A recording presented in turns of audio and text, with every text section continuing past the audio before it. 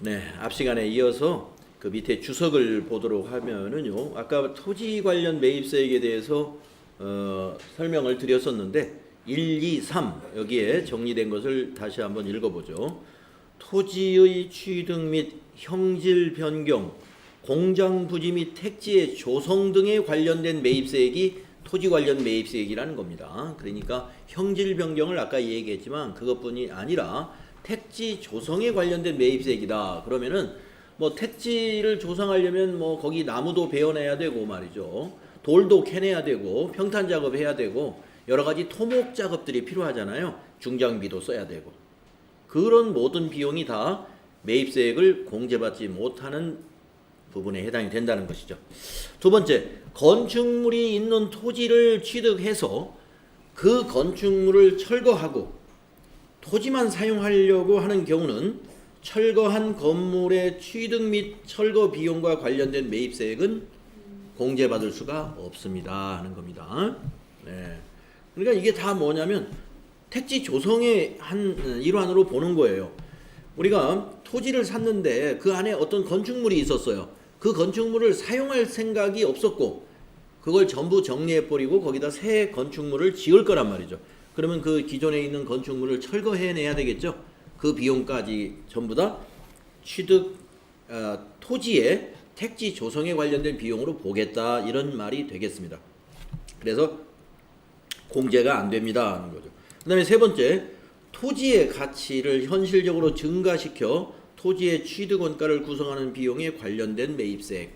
예, 토지의 가치를 현실적으로 증가시킨다 하는 것은 여기 형질 변경이 거기에 들어가지 않을까 싶습니다.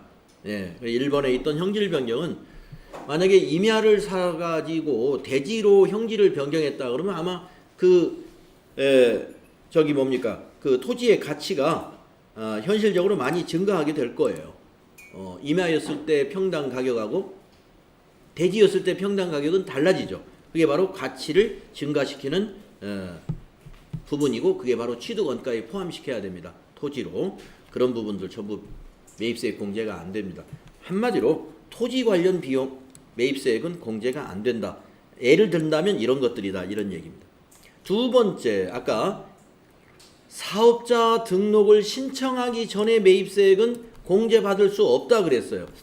그런데 우리가 이 사업자를 보호해 주기 위해서 우리 국세청에서는 이렇게 넉넉하게 기간을 주고 있습니다. 신청을 언제까지만 하면 매입세액을 공제를 해주겠다라고 했냐면요. 공급 시기가 속하는 과세기간이 끝나고 만약에 오늘 매입을 했다고 보죠. 4월 25일인가요? 오늘 매입을 했습니다. 4월 25일 날 매입 1,000만 원 매입했어요. 그러면 여기 부가가치세가 이제 100만 원이 되겠네요. 그러면 공급 시기가 속하는 과세기간의 종료일은 6월 30일이죠.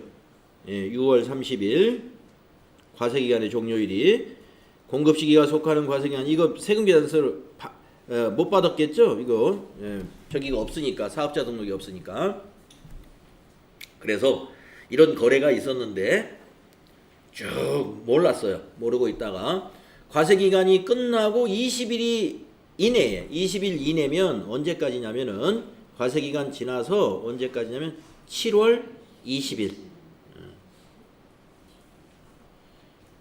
이날까지 신청만 하면 돼요.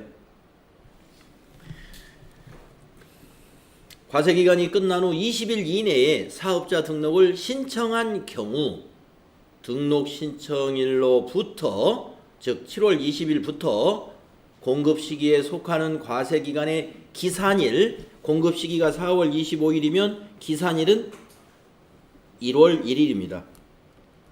아니구나. 4월 1일이죠. 1월 1일이죠. 1월 1일. 일기 기산일이 1월 1일이니까 그래서 7월 20일부터 역으로 1월 1일까지 공급 시기가 속하는 과세기간의 기산일 즉 1월 1일 또는 7월 1일을 말한다 이거예요. 과세기간의 기산일은 과세기간이 시작되는 날짜를 말하는 거거든요. 이 1기와 2기가 있으니까 1기의 기산일은 1월 1일이요. 2기의 기산일은 7월 1일부터 시작이 된다 이거예요. 그때까지 역산한 기간 내에 매입세액에 대해서는 다 공제해 주겠소 하는 거예요. 굉장히 너그럽죠, 이 부분이. 그래서 우리가 이제 사업자들이 이런 부가가치세에 대한 이런 세금에 대한 충분한 지식이 있는 사람들만 사업을 하는 게 아닙니다. 어쩌다 보니까 내가 사업자가 돼 있는 거예요. 어쩌다 보니까. 근데 이 부가가치세를 이렇게 신고하는 줄도 몰랐어. 그래서 뭐 매입세 강에서 받을 생각도 안 했고, 부지런히 내가 일을 열심히 해서 뭐 공사대금 받는다. 내가 물건 많이 팔아서 통장에 돈이 쌓이면 그게 내 돈이겠지. 이런 식으로 이제 사업을 시작하는 사업자들도 있기 때문에. 그러나 과세 기간이 끝나면은요, 6월 30일이잖아요. 6월 30일이 되면 내가 사업자라면은 대부분 만나는 사람들이 누굴 만나겠어요? 사업자들을 만나겠죠. 그럼 사업자들끼리 만날 때 서로들 세금계산서 이 얘기를 하기 마련입니다. 사장님, 세금계산서 뭐 해주세요. 뭐 이렇게 연락이 온단 말이죠. 그럴 때 그러면 요 기간에 좀 들어라 이겁니다. 과세기간 종료일부터 7월 20일, 그러면 20일이라는 여유가 있죠. 이때 거래처 사장님들 만나고 하다 보면 부가가치세 얘기도 들을 것이고 세금계산서 얘기도 들을 거니까 그걸 받아야 되는 건가? 그러면서 세무서에 가서 신청만 하면 된다 이겁니다. 요 신청만 하면 7월 20일까지 신청하면 역산해서 1월 1일부터 7월 20일 사이에 우리 사업체에서 매입한 모든 자료에 대해서 세금계산서를 나중에 발급받았더라도 전부 세액공제 해주겠다. 아시겠죠?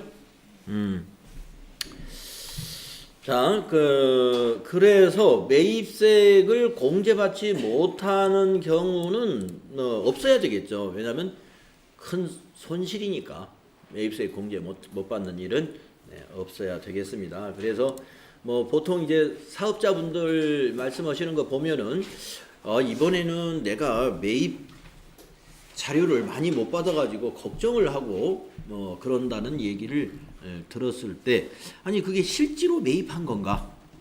그렇다면 당연히 받아야 되는 거죠.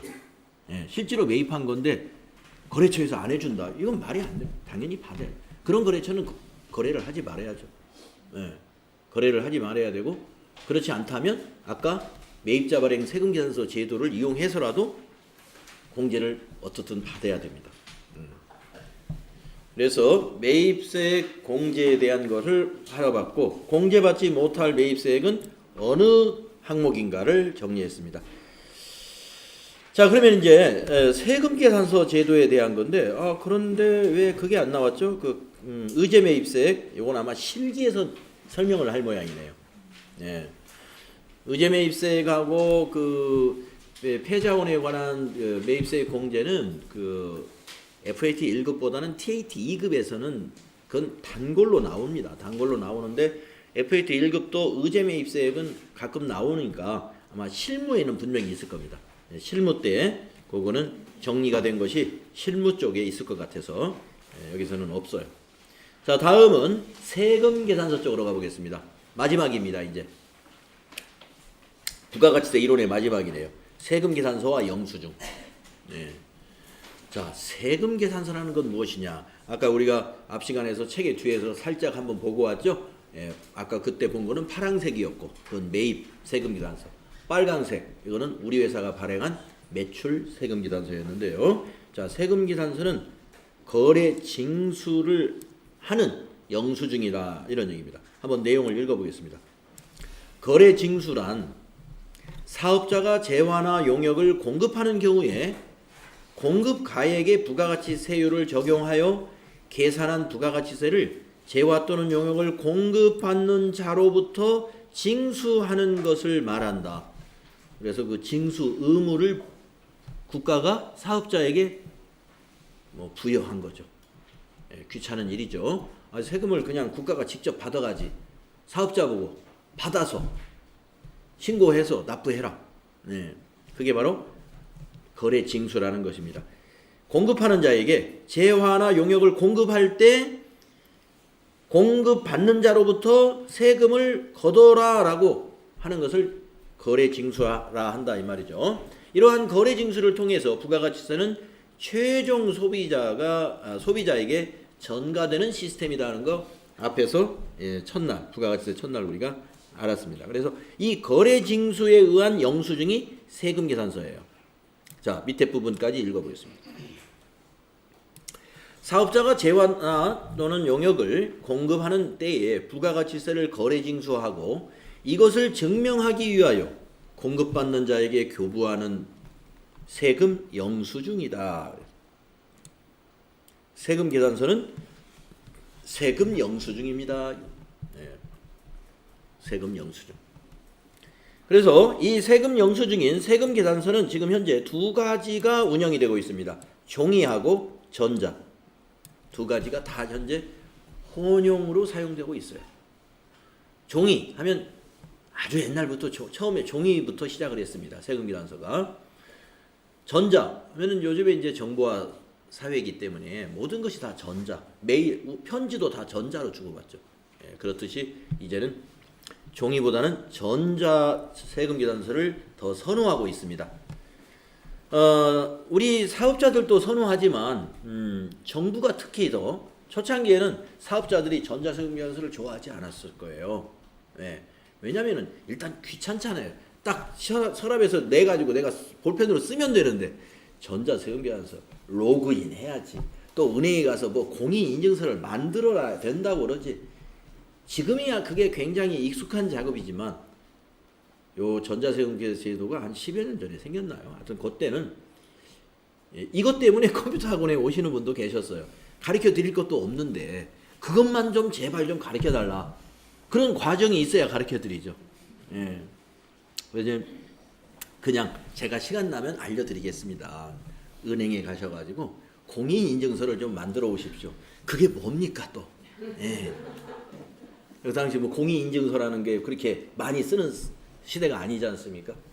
네, 그래서 전자세금 계산서를 굉장히 싫어했습니다. 일단 귀찮으니까 미리 사전에 준비해야 될 게 많잖아요. 그런데 지금은 이제 많이 익숙해졌어요. 종이 쓰는 사람들이 아주 소수예요 지금. 자, 종이 세금 계산서를 보겠습니다. 세금 계산서는 두 매를 작성해서요. 한 매를 공급받는 자에게 발급합니다. 그 한 매 뒤에 있는 것이 파란색으로 인쇄되어 있고 앞에 있는 것이 빨간색으로 인쇄되어 있어요. 그래서 앞에 있는 한 매는 보관을 합니다. 판매자가. 그래서 공급자는 발급한 세금 계산서를 토대로 매출처별 세금 계산서 합계표. 매출처별이라는 건 거래처별 말하죠. 거래처별로 세금 계산서 합계표를 작성을 합니다. 그리고 그걸 제출을 해야 되고요. 언제 제출할까요? 부가가치세 신고 납부하는 그 시기에. 공급받는 자는 매입처별 세금 계산서를 또 작성을 합니다. 그래가지고 제출을 합니다. 그래서 매입자도 매입처별 세금 계산서 합계표 만들어가지고 제출하고, 매출자는 매출처별 세금 계산서를 합계표를 만들어서 제출하고. 근데 매출자나 매입자나 두 개가 다 자료가 다 있는 거죠. 내가 최종 소비자가 아니라면 나는 매출자이면서 또한 매입자란 말이죠. 그러니까 매출처별 세금 계산서 합계표, 매입처별 세금 계산서 합계표, 합계표가 두 가지가 나오겠습니다. 그래서 이제 여기 양식에 이와 같이 보면은 세금 계산서 합계표 회계에서 부가가치세에 가면 세금 계산서 합계표라는 메뉴에 가보면은요. 1월부터 3월로 한번 조회를 해보겠습니다. 여기 위에 보이는 이게 매출처별 세금 계산서 합계표예요. 그래서 여기 매출처 주식회사 프리스타일 두 매에 2,400만 원에 부가세 240만 원. 주식회사 울트라 시계 한 매에 1,000만 원에 100만 원. 이런 식으로 매출처별로 이와 같이 세금 계산서 합계표를 우리가 볼 수 있죠. 자, 밑에 있는 것은 매입 세금 계산서니까 매입처별 세금 계산서 합계표입니다. 그래서 매입처별 세금 계산서 합계표 눌러보면 주식회사 건국시계에 세금 계산서 두 매에 40만 원에 4만 원. 주식회사 샤오미 세금 계산서 두 매에 580에 58만 원. 또 이렇게. 지금은 다 전자로 이게 만들어지는 거죠. 과거에 우리 종이로 된 세금계산서는 어떻게 돼요? 수기로 작성을 해서 제출을 해야 한다 이겁니다. 자, 전자세금계산서 보겠습니다. 작성자의 신원 및 계산서의 변경 여부 등을 확인할 수 있는 공인인증 시스템을 거쳐서 정보통신망으로 발급을 하는 세금계산서를 말한다 이거죠. 그래서 이 더존 스마트 A 플러스 더존 스마트 A라는 요 이제 회계 프로그램 안에서도 이 전자세금계산서를 발급하는 시스템이 있어요. 그래서 우리가 실제로 막 국세청에 전송하고 이렇게는 안 되겠지만 그 가상으로 여러분이 해 볼 겁니다. 가상 시스템으로 다 만들어져 있어요.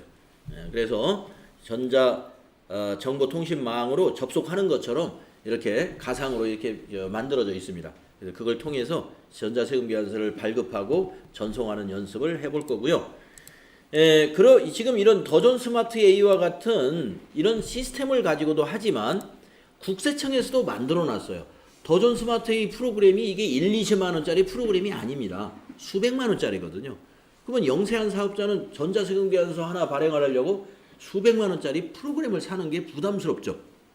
근데 난 전자로 하면 좋을 텐데. 그래서 국세청의 홈택스에 다 만들어 놨어요. 그래서 아무리 규모가 작은 기업이라 하더라도 관할 세무서에 가가지고 그 전자세금계산서 발급에 관한 우리가 그 통장 만들면은 보안카드 만들어주죠. 가서 그 보안카드를 세금계산서 발급에 관한 카드를 만들어줍니다. 그러면 그게 바로 은행에서 계좌를 틀 때 만드는 공인인증서나 마찬가지예요. 그래서 그것을 발급받아가지고 홈택스 전산망을 통해서 전자세금계산서 누구나 발급할 수 있습니다. 그럼 비용이 안 들어갑니다. 그러니까 이 회계 처리 시스템까지 홈택스가 해주는 게 아니라 전자세금계산서 발급 전송만 그것만 한다면 이런 프로그램을 구입할 필요는 없다는 거죠. 전자세금계산서 발급 및 수치는 전산설비 및 시스템에서 확인 가능하다. 그렇습니다. 그래서 여기에서는 우리가 전자세금계산서 합계표를 작성해서 제출해야 된다. 이런 말들이 쏙 빠졌죠. 자동으로 만들어집니다. 자동으로. 자, 그러면 우리가 전자세금계산서를 하고 싶으면 발급하고 발급하고 싶지 않으면 발급을 하지 않아도 되느냐? 그렇지 않고요. 의무적으로 발급해야 될 대상자가 있어요. 반드시 전자로 발급을 해야 되는 대상자가 누구냐? 첫째는 법인. 무슨 주식회사 이렇게 법인은 이유를 묻지도 따지지도 말고 무조건 전자로 해야 돼요. 종이세금계산서는 인정을 안 해요. 법인은. 그러면 개인은 종이도 인정을 한다 이겁니다. 근데 개인 사업자 중에서도 자 여기서 이제 두 번째 점은 개인 사업자 이 얘기입니다. 개인 사업자 중에서도 직전 연도 전기를 말하죠. 사업장별 재화 및 용역의 과세 공급가액이 3억 원 이상인 개인 사업자. 그러니까 공급가액이면 우리가 과세 표준이란 말이에요. 직전 연도의 과세 표준이 3억 원 이상인 개인 사업자. 조금 매출액하고 일치하진 않지만 대략적으로 전기의 매출액이 3억 원 이상인 사업자. 웬만하면 3억 원 넘어갑니다. 웬만하면 3억 원 넘어요. 판매업이라고 그래 3억 원이라고 그래 그렇게 큰 돈이 아니잖아요. 그래서 개인 사업자 중에서도 웬만큼 사업을 좀 규모 있게 좀 한다 그러면 과세 표준이 3억 원 넘어가요. 공급가액이. 그래서 3억 원 이상인 개인 사업자 단 2019년 7월 1일 이후는 이후 재화 또는 용역을 공급하는 분부터는 직전 연도 과세 공급가액과 면세 공급가액의 합계. 이게 무슨 말이냐면은 우리가 2019년 6월 30일까지는 이 사업장별 여기 이 재화나 용역의 과세 공급가액이라고 했어요. 과세분만. 그런데 면세 사업하고 과세 사업을 겸용하는 사업자면은 면세까지 포함해서 이 말이에요. 면세까지 포함해서. 그러니까 과거에는 면세 공급가액은 따지질 않았어요. 면세 사업하고 과세 사업을 겸용할 때 면세 사업 빼고 과세 사업만 3억 원 이상이 되면은 법인과 똑같이 전자세금 계산서 의무 발급자인데 7월 1일 이제 몇 달 안 남았죠. 7월 1일 이후부터는 면세 사업하고 합쳐서 매출액이 3억 원 이상이면 공급가액이 3억 원 이상이면 전자세금 계산서 발급 의무가 된다 이런 얘기입니다. 그러니까 이제 이런 거예요. 제가 이제 예를 들은 대로 1층에서 컴퓨터 대리점을 하고 3층에서 제가 학원을 하는데 학원 지난해 과세 표준. 그러니까 학원에서는 이제 부가가치세 그 납부 의무가 없기 때문에 과세 표준 신고를 안 합니다. 그러나 소득으로 잡힌 게 있죠. 매출액이. 예. 우리 종합소득세 신고 때 하는 매출액 신고가 있어요. 예. 그거 하고 만약에 학원이 1억이다. 그리고 밑에 컴퓨터 판매가 매출액이 2억이다. 그러면은 의무 전자세금에서 발급 사업자가 된다. 이 말입니다. 아시겠죠? 그래서 면세 공급가액까지 합쳐서 3억 원 이상인 개인 사업자도 법인과 똑같이 전자세금 계산서 발급 의무 발급자가 된다. 자, 그 다음에 전자세금 계산서는요, 그 발급을 하면 전송을 해야 됩니다. 네, 전송. 네, 전송을 해야 되는데, 국세청의 홈택스 시스템에서 발급을 하면 자동 전송돼요. 네. 왜냐면 국세청 시스템에 들어가서, 국세청 컴퓨터에 들어가서 발급했는데, 뭐. 네. 전송하는 메뉴 자체가 없어요. 네. 그냥 거기는 국세청으로 바로 전송되고, 거래처에 전송이 되죠. 거래처의 이메일로. 자, 그런데 이런 더전의 빌36524.com 같은 이런 전산망에서 발급을 하게 되면은 국세청 전송 메뉴가 있습니다. 우리가 이제 설정을 다음날 자동으로 전송되도록 설정할 수도 있어요. 왜냐? 일부러 그거 챙겨가지고 전송하려면 그것도 일이지 않습니까? 예, 내가 오늘 발급한 것은 내일 새벽 0시에, 내일 새벽 0시에 자동으로 전송되어라. 이렇게 설정을 해놓으면 됩니다. 그러면은, 깜빡하고 전송을 못하는 일은 절대 없겠죠. 자, 전송을 해야 된다. 한번 읽어보겠습니다. 언제까지 전송을 해야 되는지. 전자세금 계산서를 발급하였을 때에는 전자세금 계산서 및 발급일의 다음 날까지. 그러니까 오늘 발급을 했으면 내일 밤 24시까지는 전송해야 된다 이런 얘기죠. 내일 밤 24시까지는 내일 밤까지 할 필요 있나요? 그러니까 오늘 발급한 것은 오늘 밤 24시에 그냥 일괄적으로 전송될 수 있도록 딱 맞춰놓으면 되겠죠? 전자세금 계산서 발급 명세를 국세청장에게 전송하는 작업입니다. 이게. 그래서 이 법률적인 거니까 이거 알아두세요. 전자세금 계산서의 전송은 언제까지 해야 되느냐? 다음 날까지. 발급일 다음 날까지. 이거 잊지 마십시오. 아주 시험에 잘 나옵니다. 발급일 다음 날까지. 자, 그 밑에는 이제 우리가 세금 계산서에 여러 가지 그 양식의 기재 사항들이 참 많은데 우리가 부실 기재가 되면은 매입세 공제를 못 받아요.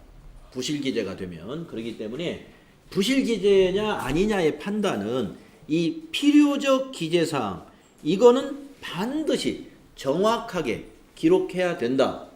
이걸 가지고 따지는 겁니다. 필요적 기재 사항. 그래서 필요적 기재사항은 꼭 알아둬야 돼요. 네. 자, 어떤 것이 필요적 기재사항이냐? 공급하는 사업자, 즉 판매자예요. 공급하는 사업자의 등록번호, 번호가 있어요. 사업자 번호라고 해서. 그 다음에 성명, 그 성명이면 법인 같으면 그 대표이사 이름이 들어가는 겁니다. 개인 사업자면 그 개인 사업자 이름. 또는 명칭, 상하탑 컴퓨터 학원, 주식회사 뭐 무슨 이런 게 명칭이죠. 이거 반드시 기재해야 됩니다. 두 번째, 자 이제 이거는 공급하는 자에 대한 어떤 그 내역이고, 그 다음에 공급받는 자는 필요적 기재 사항에는 등록번호만 있으면 돼요. 등록번호. 등록번호.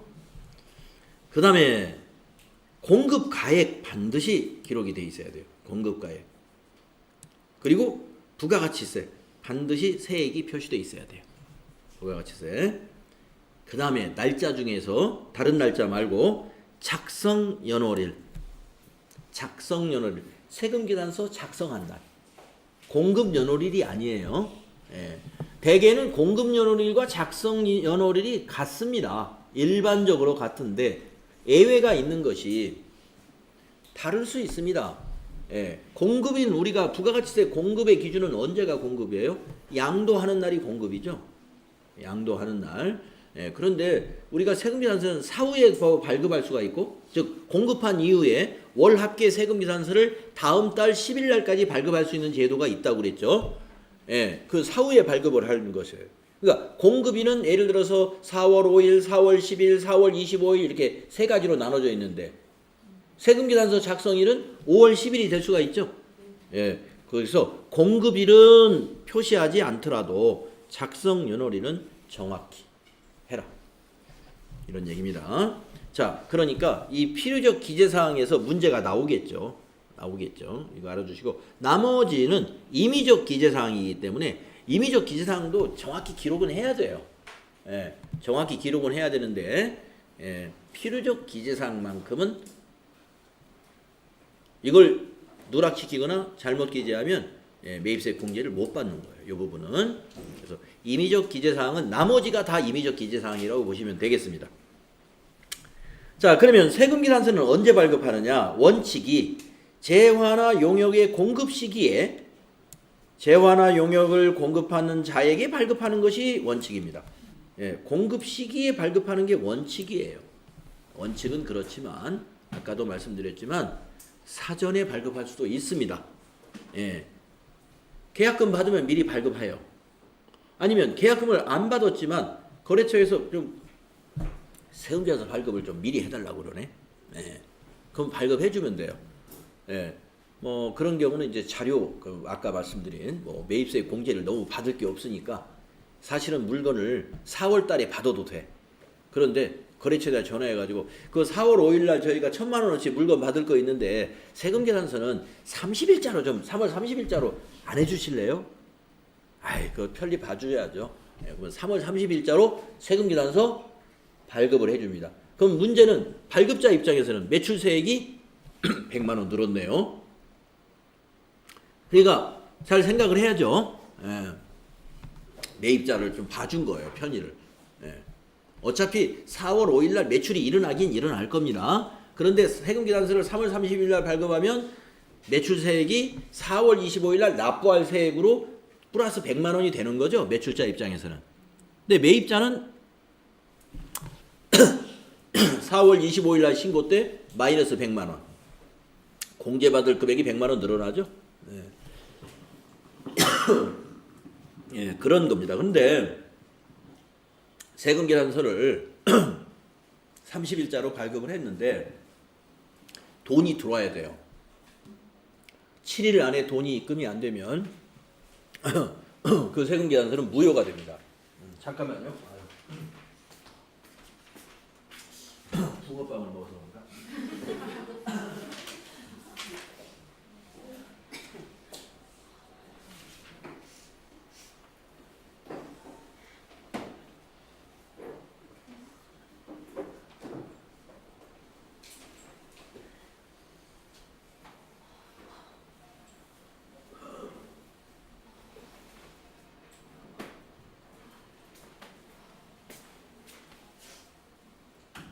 네, 그래서 우리가 공급 시기 이전에 세금계산서를 발급할 수도 있는데 그 유효한 세금계산서가 되려면 발급일로부터 7일 이내에 대금이 입금되어야 된다. 함께 알아두겠습니다. 지금 그런 부분은 여기에서는 월합계 세금계산서라든가 그런 부분은 여기에는 안 넣어놨더라고요. 좀 넣어놨으면 좋은데 아마 뒤에 문제 풀면 제가 이 얘기한 거 분명히 있을 겁니다. 문제에 같이 나오니까 그때 또 보도록 하겠습니다. 자, 다음은 영수증에 대해서 알아보겠습니다. 영수증. 영수증은 여기서 말하는 영수증은 여러분들 옛날에 간이 영수증이라고 했어요. 지금은 그걸 그냥 영수증이라고 하면 됩니다. 간이 영수증은 어디서 구할 수 있냐면 문방구에 가면은 간이 영수증을 이렇게 팔기도 하죠. 그 다음에 어디 가서 우리가 이제 뭐 떡볶이를 사 먹었다, 뭐 순대를 사 먹었다, 뭐 아주머니 여기 뭐 언니 여기 저 계산서 좀 저 영수증 좀 해주세요. 그러면 영수증 필요하세요? 뭐 서너 장 막 찢어가지고 그냥 주죠. 당신이 알아서 써. 예. 인심 쓰는 것처럼. 그럼 당신 마음대로 써도 괜찮다는 거 아니겠습니까? 예. 왜냐면 저 떡볶이 집에서는 사실은 1,000원어치밖에 안 팔았는데 그 가지고 가서 거기 10,000원이라고 쓰면 그 떡볶이 집에 피해가 있을까요? 아무런 피해 없어요. 예. 그러니까 영수증 그냥 막 남발을 하는 거죠. 예. 쓰시라고. 필요하시면 쓰시라고. 자, 그 영수증을 생각하면 돼요. 길다랗게 생긴 거. 자, 영수증의 정의. 영수증은 공급받는 자의 등록번호와 부가가치세액을 별도로 구분하여 기재하지 않는 거래 증빙이다. 예. 공급자는 거기에 나와 있어요. 인쇄된 거에 보면 무슨 식당 이렇게 나와 있어요. 예. 그런데 이걸 누가 떡볶이를 사 먹었는지는 거기 안 나와요. 세금계산서는 공급받는 자의 사업자 번호가 들어가잖아요. 근데 이 영수증은 공급받는 자가 누군지는 전혀 기록하는 것이 없습니다. 그런 것을 영수증이라고 그래요. 그러나 거래 증빙이다. 거래가 있었다는 것을 증빙하는 목적으로 쓰일 수는 있습니다. 자, 영수증을 발급해도 되는 사업자를 말하는 겁니다. 영수증 발급 대상. 자, 일반 과세자 중에서요. 소매점이나 음식점업은 영수증을 발급할 수 있습니다. 숙박업이나 미용업, 욕탕, 목욕탕이죠. 이와 유사한 서비스업도 영수증 발급할 수 있습니다. 여객 운송업에서도 영수증 발급할 수 있고요. 입장권을 발행하여 경영하는 사업. 근데 입장권을 발행하는 경우에 영수증 발급은 안 해도 돼요. 이제 밑에 또 나옵니다. 예, 입장권을 해줬는데 입장권 자체가 영수증이 될 수 있는 거. 그러나 뭐 영수증도 해줘도 된다. 그 다음에 변호사, 회계사 등 전문직 사업자의 행정사업 영수증 발급할 수 있어요. 근데 이런 데서 영수증 안 해주고 다 신용카드로 결제해버리니까. 또 우정사업 조직이 소표 우편물을 방문 접수하여 배달하는 영역도 영수증 발급 대상으로 되어 있네요. 주로 사업자가 아닌 소비자에게 재화 또는 용역을 공급하는 사업, 네, 부동산 중개업 같은 거. 그러니까 소비자, 개인을 상대로 하는 사업들. 이게 이 대부분을 보면은요, 개인 상대하는 사업에 해당이 됩니다. 대부분이. 네, 대부분이.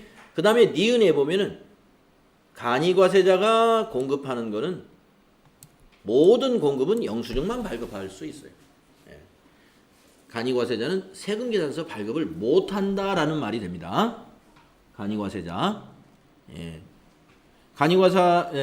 간이과세자는 세금계산서를 아예 발급할 수 없고, 일반 과세자의 경우는 일반 과세자는 원칙적으로 세금계산서 발급이 원칙인데, 이러한 사업자는 그냥 영수증 발급할 수 있다는 거예요. 세금계산서 대신에. 왜냐하면 매입자들이 사업자가 아니니까 세금계산서가 필요하지 않을 수도 있어요. 예.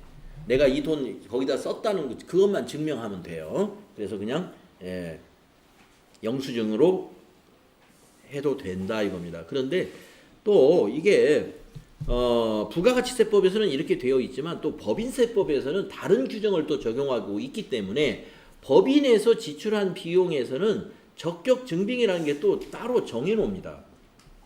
정해놔가지고 법인에서 뭘 사면은 법인에서 뭐 변호사, 회계사 뭐 했다, 영수증 해준다? 안 돼요. 예, 법인에서는 계산서 해달라고 그럴 거예요. 계산서, 세금계산서, 아니면 신용카드 매출전표나. 그러니까 그 상대방이, 거래 상대방이 누구냐에 따라서 세금계산서를 요구할 수가 있어요. 그러나 보통 우리 부가가치세법에서 이러한 일반 과세자는 일반 개인을 상대로 한 공급이기 때문에 영수증을 발급해도 좋다, 이렇게 되어 있다는 거예요. 간이과세자는 무조건 영수증 발급해라. 세금계산서는 안 됩니다, 이런 얘기죠. 자, 그 다음에 그 밑에 보면 세금계산서 및 영수증 발급 의무 면제. 자, 이거는요, 아무것도 발급 안 해도 되는 사업자를 얘기하는 거예요. 부가가치세법상에서 택시 사업자, 노점 아시죠? 장날 그 도로변에서 저기 행상하시는 분들, 네, 아무것도 발급 안 해도 됩니다. 또 소매, 미용, 욕탕, 유사 서비스를 경영하는 자가 공급하는 자. 네, 근데 이거 다 해달라고 안 하죠. 뭐 이거 목욕탕 갔다 영수증 다 해주잖아요. 저기 그 입실할 때 입장권 같이 이런 거 해주죠. 또는 용역, 다만. 자, 그런데 다만 이게 중요해요. 다만 소매업의 경우에는 말이죠. 공급받는 자가 세금 계산서 발급을 요구하지 아니하는 경우로 한정한다. 이 말이 뭐냐면 공급받는 자가 세금 계산서 발급을 요구하면 세금 계산서를 해주세요. 이 말이에요. 면제가 되는데 공급받는 자가 세금 계산서를 원하면 해줘야 된다. 그 얘기입니다. 그러니까 이 소매업뿐만이 아니라 사실은 다른 부문도 다른 사업자들도 해달라고 요구하면 해줘야 돼요. 해달라고 요구하면.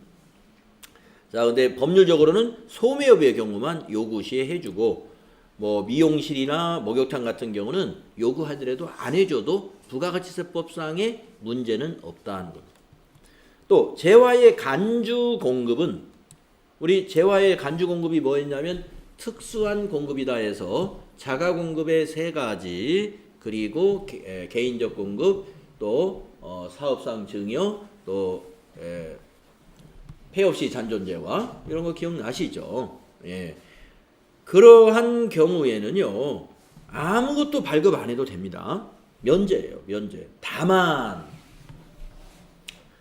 간주 공급은 전부 다 세금 계산서나 영수증 발급할 필요가 없어요. 다만 이것만 발급하면 돼요.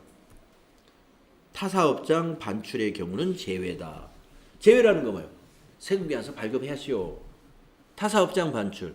이천에서 공장이 있는데 공장에서 제품을 만들어 가지고 대전에 있는 직매장으로 보내야 되겠다. 그거는 공급으로 보거든요. 그래서 부가가치세를 과세를 하거든요. 그래서 세금 계산서도 그건 발급해야 돼요. 이천공장 사업자 번호를 공급자로, 대전 직매장의 사업자 번호를 공급받는 자로 해서 세금 계산서 발급하시오 하는 겁니다. 그 외의 간주 공급은 전부 면제. 간주 임대료 우리 배웠죠? 면제. 아무것도 발급 안 해도 돼요. 전표 처리, 회계 처리만 하면 됩니다. 그래가지고 그 회계 처리한 것이 부가가치세 신고서에 반영되도록만 하면 돼요. 영세율이 적용 대상이 되는 일정한 재화. 영세율이 적용 대상이 되는 일정한 재화라고 하는데 영세율 세금 계산서 발행을 하는 것이 원칙인데 자, 주 1에서 아무것도 발급 안 해도 되는 경우 영세율 적용 대상 거래 중 세금 계산서를 발급해야 하는 거래는 다음과 같다. 자, 영세율 적용 대상 거래가 우리가 수출품이니까 제가 아까 말 좀 실수했네요. 수출품인데 그 수입자에게 우리가 세금 계산서 보내면 미국의 수입자가 우리 그 파란색 세금 계산서 받아가지고 어디 쓸 데 있을까요?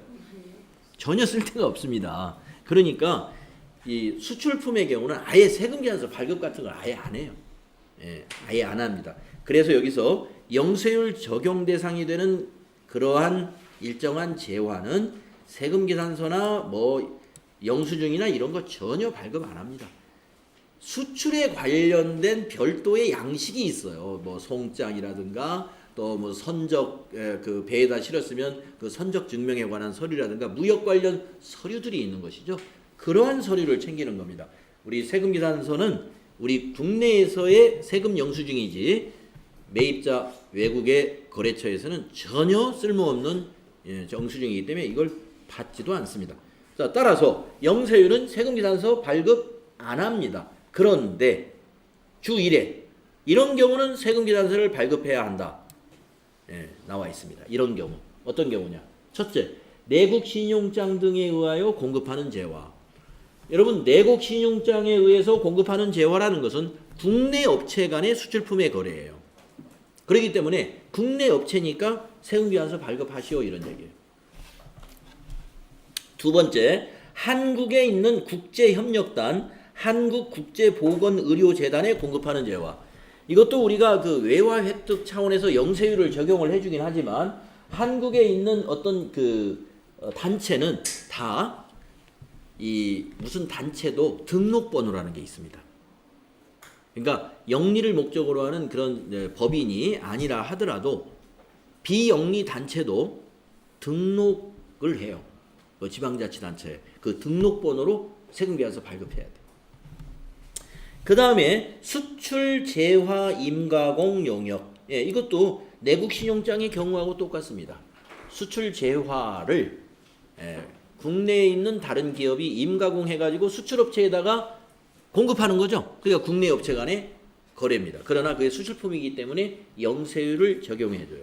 따라서 국내 업체 간의 수출품 거래는 모두 세금계산서 발급 의무가 있다. 그래서 이런 경우를 제외한 나머지 영세율 적용은 이러한 세금계산서나 영수증 발급 의무에서 면제가 된다는 것을 얘기하는 겁니다. 다음은 거래 상대방이 세금계산서 발급을 요구하는 경우. 아까 위에 나왔는데 요구하는 경우는 해줘야 돼요. 요구하는 경우는. 근데 거부하는 사업자도 있어요. 어떤 것인지 읽어보겠습니다. 자, 공급을 받는 사업자가 사업자 등록증을 제시하면서 세금계산서 발급을 요구한다면 세금계산서는 발급할 수 있다 그랬습니다. 요구하면 해줘라. 다만 이런 사업자는 안 해줘도 법규 위반이 아니다 이 말이에요. 다만 목욕탕, 이발소, 미용실, 여객, 운송업, 전세버스는 해줘야 돼요. 우리 관광 떠나면 이렇게 전세버스 불려서 하는 거, 그건 세금계산서 해주세요. 그러면 해줘야 돼요. 그러니까 일반 여객 운송업이면 시내버스 말하는 거예요.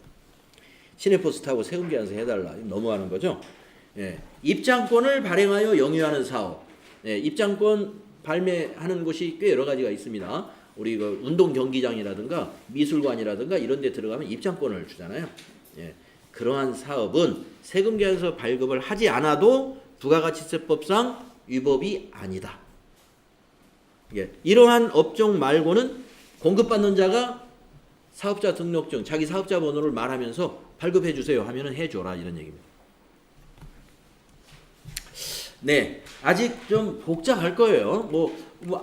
그때 알긴 알겠는데 좀 정리가 안 되는데, 항상 우리가 그러듯이 정리가 좀 안 된 부분은 뒤에 이렇게 문제가 있어서 문제를 풀면 또 내가 뭘 배웠는가 하는 부분이 정리가 되더라 하는 얘기입니다.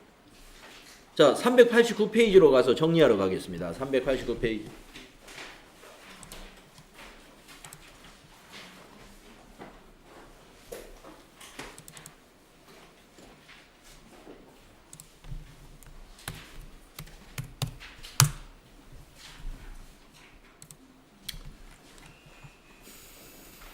자, 389페이지 04번 과세표준과 세액계산. 여기서부터 우리가 이제 정리할 차례입니다. 1번 문제부터 보죠. 다음 중 부가가치세 과세표준에 포함되는 항목은, 아까 포함해야 하는 거, 포함해서는 안 되는 거, 공제하지 말아라 하는 거 세 가지가 있었고, 이제 그 부분에 대한 문제예요. 매출 애누리 포함해야 되나요? 이거 포함해서는 안 되죠. 그 다음에 공급 받는 자가 부담하는 원재료. 공급 받는 자가 부담하는 원재료. 이게 무슨 말이지? 공급 받는 자가 부담하는 원재료. 그렇구나. 공급 받는 자가 부담하면은 이건 매입자 거지. 이건 우리 과세 표준이 아니죠. 그다음에 3번 반환 조건부 용기 대금 아니죠. 4번 대가의 일부로 받는 뭐 보험료, 운송비 이런 거는 다 포함하라 그랬죠. 4번입니다. 4번 대가의 일부로 받는다 그러면 다 그거 과세 표준이에요. 다음에 2번 다음 중 부가가치세 과세표준에 포함되는 것. 똑같은 질문이에요. 부가가치세는 당연히 과세표준이 아니고, 연체이자 아니죠. 매출 할인 아니죠. 아, 여기 똑같이 나왔네. 대가의 일부로 받는 포장비. 네. 다음 페이지 가봅시다. 자, 3번. 부가가치세의 과세표준에 포함되는 것. 똑같은 질문인가요? 포함되는 것. 공급에 대한 대가가 지급이 지체되었음을 이유로 받는 연체이자. 연체이자는 포함 안 됩니다. 네. 매출 애누리 포함 안 돼야죠. 공급받는 자에게 도달하기 전에 파손된 재화. 당연히 아니겠죠. 4번이겠네요. 예, 할부 판매의 경우 이자 상당액. 이 이자는 연체이자가 아닌 것이죠. 그래서 공급가액에 포함된다. 과세표준이다. 자, 4번 문제 봐요. 부가가치세 과세표준에 대한 설명으로 이번에는 틀린 것을 찾아라. 1번. 공급가액이란 부가가치세를 포함하지 않는 매출액 등을 의미하며 공급대가란 부가가치세를 포함한 금액이다. 맞았죠? 예. 2번. 외상 판매 및 할부 판매의 경우 공급한 재화의 총가액을 과세표준으로 한다. 이거 틀렸네요. 응? 그래. 공급한 재화의 총가액. 예. 재화의 총가액 맞는 것 같습니다. 언뜻 들으면 세금 포함한 것 같다는 느낌이 들어요. 아니요. 더 읽어봐야 돼요. 그러니까. 네. 네. 총가액 하니까 꼭 뭐 부가세 포함한 총가액 그런 느낌이 들어서 틀렸다라고 생각을 했는데, 예. 뭐 여기서 말하는 총가액은 이자를 포함한 총가액 그런 의미도 있을 수 있어요. 그래서 일단 예, 틀렸다고 단정할 수 없습니다. 예, 맞았다고 보고 3번 보겠습니다. 장기 할부 판매의 경우 계약에 따라 받기로 한 대가의 각 부분을 과세표준으로 한다. 맞죠? 예, 장기 할부 판매니까 각 부분으로 쪼개진다 그랬죠. 4번. 재화의 수입에 대한 부가가치세의 과세표준은 그 재화에 대한 관세의 과세 가격으로 한다. 이게 틀렸네요. 예. 그 관세의 과세 가격은 관세의 과세 표준인 것이죠. 부가가치세의 과세 표준은 이거보다 훨씬 범위가 넓어요. 관세의 과세 가격에다가 일단 관세부터 또 더해야 되고, 그렇죠? 그 다음에 거기에 따르는 목적세들, 교육세, 농어촌 특별세, 환경세 이런 것들이 다 더해진 것이 부가가치세의 과세 표준이 되는 거다. 따라서 4번이 확실히 틀렸습니다. 그러니까 아까 2번에서의 총가액은 말한 대로 할부나 외상을 할 때 이자 부분을 거기다 포함을 했기 때문에 그런 부분을 여기서 총가액이라고 표현한 거예요. 세금 포함한 총가액을 의미한 것이 아니었더라고요. 5번 문제는요. 다음 중 부가가치세 과세표준에 관한 설명으로 옳지 않은 거. 예. 자, 완성도 기준 지급 조건부. 이건 장기할부 판매를 생각하면 돼요. 이게 이런 경우 재화나 용역을 공급한 경우 공급한 재화의 총가액을 과세표준으로 한다. 이거 틀렸네요. 네. 우리가 외상 판매라든지 그냥 일반 할부 판매는 총가액을 과세표준으로 하지만 완성도 기준 지급 조건부는 장기 할부 판매처럼 그 대가가 여러 번으로 나누어집니다. 그래서 각 부분으로 과세표준이 결정이 됩니다. 그래서 1번 틀렸어요. 자, 2, 3, 4번 맞는 거니까 공부 차원에서 읽고 가겠습니다. 특수관계인에게 공급하는 재화 또는 용역의 공급에 대하여 시가보다 낮은 대가를 받거나 대가를 받지 않고 제공하는 경우 공급한 재화 또는 용역의 시가를 공급가액으로 본다. 아까 과세표준의 결정에서 원칙적으로 돈을 받은 거면은 그 금액을 받은 그 가액을 과세표준으로 인정을 해주는 게 일반적인 것인데 세금을 적게 납부할 의도를 가지고 할 때는 그걸 인정하지 않는다고 그랬죠. 예. 그래서 그럴 때는 특수관계인에게 싸게 파는 거 이런 것들에 대해서는 인정받지 못하는 부인받을 수가 있어요. 그래서 그것은 시가로 과세표준을 결정한다. 3번은 금전외의 대가를 받은 경우 공급한 재화나 용역의 시가를 과세표준으로 합니다. 예. 금전외의 대가를 받은 경우, 예. 그러니까 여기서 중요한 것이 이게 지금 아까 제가 시가만을 여러분에게 시가라는 것만 강조를 해드렸는데 문제 출제위원이 얄밉게 출제를 하면요, 이 말을 바꿔요. 공급한 재화가 정답이거든요. 근데 반대로 공급받은 재화, 공급받은 재화 하면은 이거 틀리는 거예요. 우리가 과세표준의 결정은 말이죠, 언제나 공급한 재화에, 그러니까 받은 거를 기준으로 하지 않고 내가 공급한 재화의 시가를 가지고 과세표준이 결정돼요.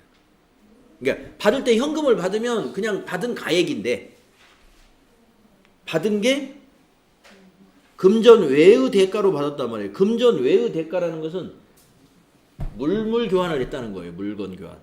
예. 그러면 받은 거의 시가를 가지고 과세표준으로 보는 게 아니라 공급한 거. 여기 공급한 재화. 그래서 공급받은 재화 뭐 이렇게 말을 살짝 바꾸는 수가 있으니까. 그다음에 그래서 3번 맞은 거예요. 그다음에 4번 폐업하는 경우 폐업 시 남아있는 재화의 시가를 과세표준으로 한다. 무조건 시가입니다. 다음 6번 문제로 가보면요. 부가가치세 과세표준에 포함되지 않는 항목은 이랬습니다. 장기할부 판매의 경우 이자는 포함해야죠. 2번 재화나 용역의 공급과 직접 관련되지 않는 국고보조금, 이거 포함하지 말아야 되죠. 그래서 답은 2번입니다. 관련되지 않는 국고보조금은 과세표준에 포함되지 않는 항목이 있었어요. 그래서 2번이 포함되지 않는 항목. 그리고 3번 대가의 일부로 받는 거, 이거 포함. 마일리지 포함. 그러니까 마일리지 쌓여 있는 것은 포함이 안 돼요. 이번에 판매한 그 건에 대한 마일리지만 과세표준이 되는 것이지. 그러니까 결제 금액에 포함된 마일리지. 그 다음에 7번 부가가치세 과세표준에 포함되는 항목은 무엇인가? 매출, 애누리나 이런 세 가지는 빼야 되는 것이죠.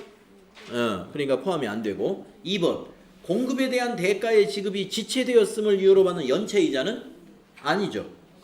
그 다음에 3번 개별 소비세와 교통, 에너지, 환경세 및 주세가 과세되는 재화 또는 용역에 대하여는 해당 개별 소비세 및 교통, 에너지, 환경세 및 주세와 그 교육세 및 농어촌 특별세 상당액, 이거 포함.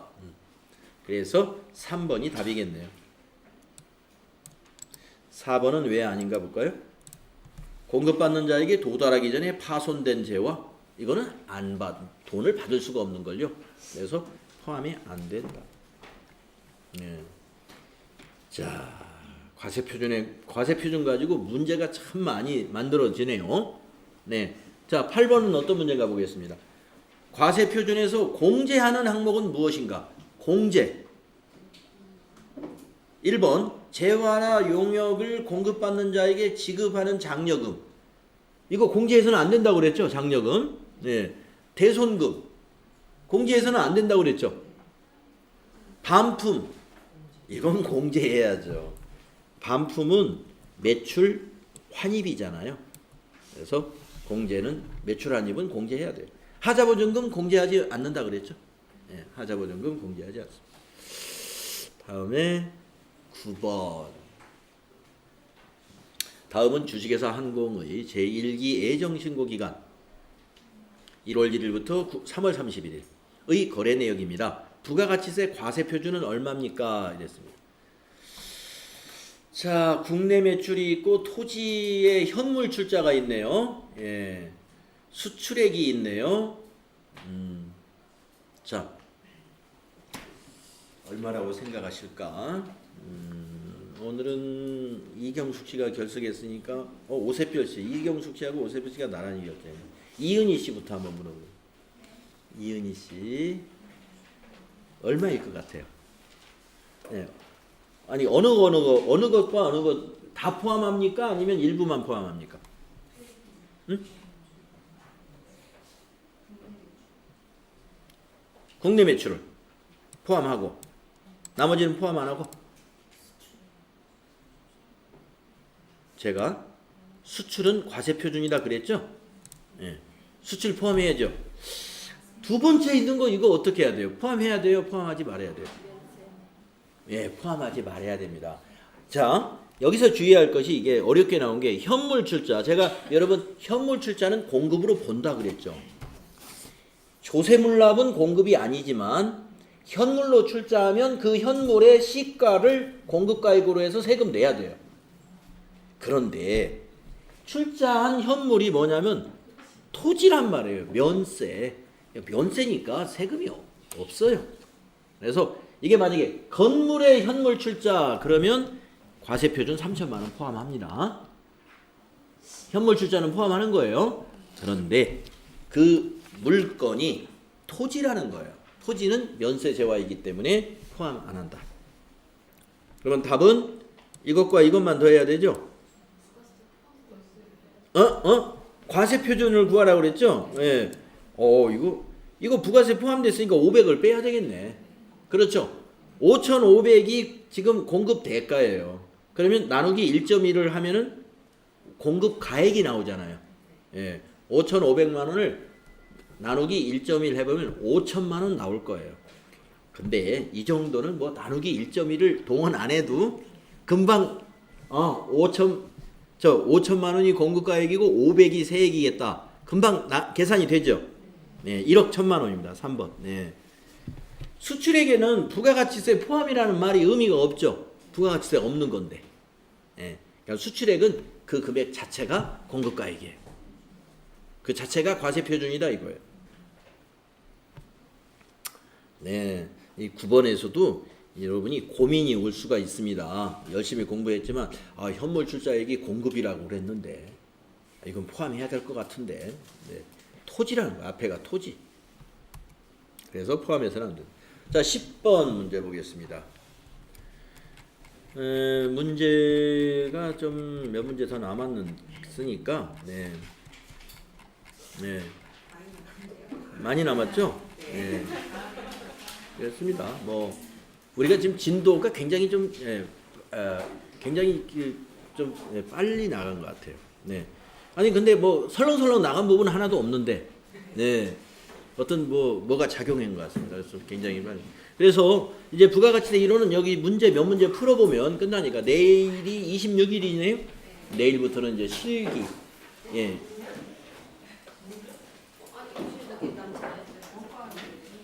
뭐가 남았나요? 원가 계산 남아 있습니까? 원가 계산 안 합니다. 네. 또 비영리 회계도 책에 좀 실려 있거든요. 그것도 안 합니다. 네네, 시험에 안 나옵니다. 네, 비영리 회계도 안 나옵니다.